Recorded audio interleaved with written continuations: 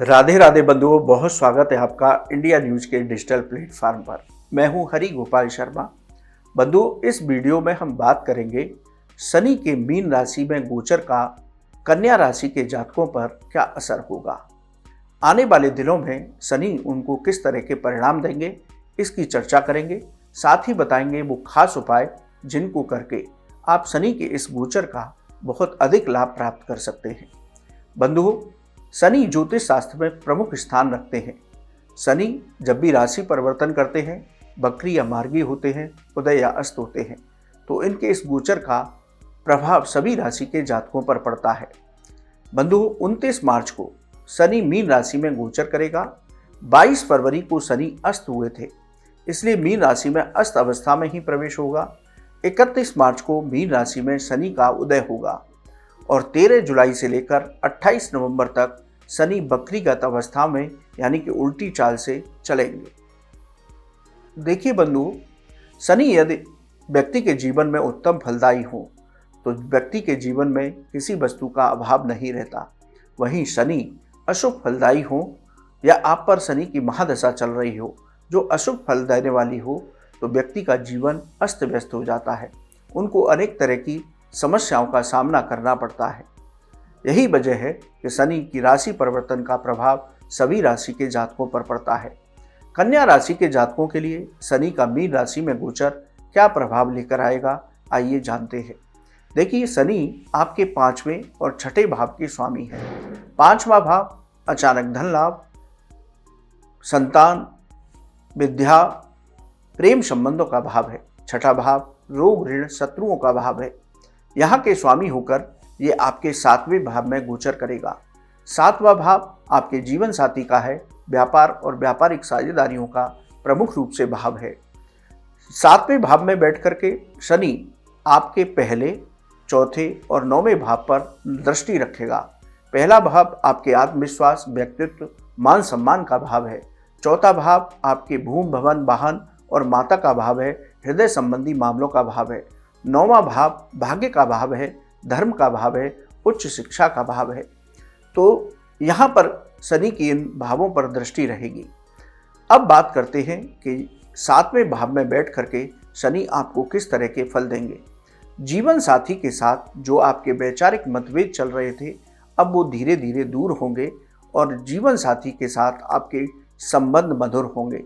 जीवन साथी की बात मान करके आप आगे बढ़ेंगे। आप नौकरी और व्यापार में कोई भी निर्णय लेने की स्थिति में नहीं बन पा रहे, तो अपने जीवन साथी के साथ उस बात को डिस्कस करें। तो जीवन साथी की बात को भी मान करके अब आगे चलेंगे तो आपको लाभ की प्राप्ति होगी।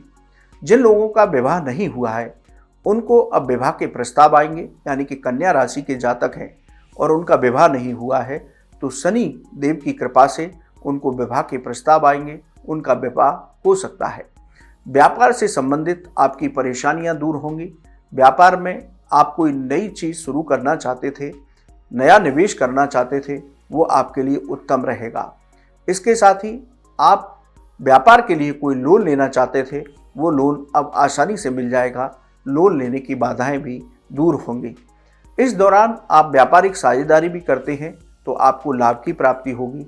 लेकिन बंधुओं, आप कोई भी व्यापारिक साझेदारी किसी के साथ कर रहे हैं तो बहुत सोच समझ करके करें। इसके साथ ही यदि कोई आपकी व्यापारिक साझेदारी पहले से चल रही है तो किसी भी छोटी छोटी बात को लेकर के अपने साझेदार के साथ विवाद बिल्कुल भी ना करें।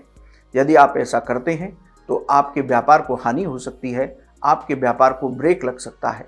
इसलिए समय अनुकूल है, शनि साथ दे रहे हैं। इसीलिए किसी भी तरह के वाद विवाद को लेकर के व्यापार में नहीं बनना है, चाहे वो साझेदार से लेकर हो या किसी पार्टी से। तो विवाद की स्थिति से आपको बचकर रहना होगा। धार्मिक कार्यों में आपका मन लगेगा, मन को शांति प्राप्त होगी। शनि आपको भरपूर भगवत भक्ति कराएंगे। भाग्य का भी आपको भरपूर सहयोग मिलेगा। जो छात्र उच्च शिक्षा से जुड़े हुए हैं उनको सफलताएं मिलेंगी। यदि आपको अब तक कहीं आप बाहर पढ़ना चाहते हैं या किसी भी उच्च शिक्षा के लिए तैयारी कर रहे थे, उसमें कुछ बाधाएं आ रही थी, तो अब शनि के राशि परिवर्तन से वो सभी बाधाएं दूर होंगी और आपको अपनी मनचाही जगह शिक्षा प्राप्त करने का अवसर प्राप्त होगा। नौकरी और व्यापार में सफलताएं प्राप्त होंगी।